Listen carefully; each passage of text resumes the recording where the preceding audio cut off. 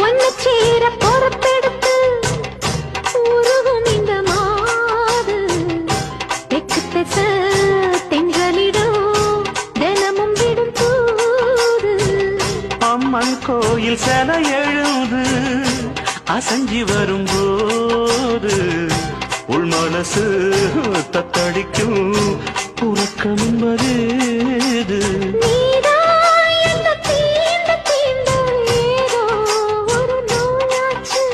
நான் தான் உன்னை சீண்டி சீண்டி பார்த்து ரொம்ப நாளாச்சு. கொஞ்சம் இடம் கொடுத்த பச்சை கொடி பிடிச்சா எத்தனையோ வித்தைகளை இப்பவே நீ காட்டிடுவே.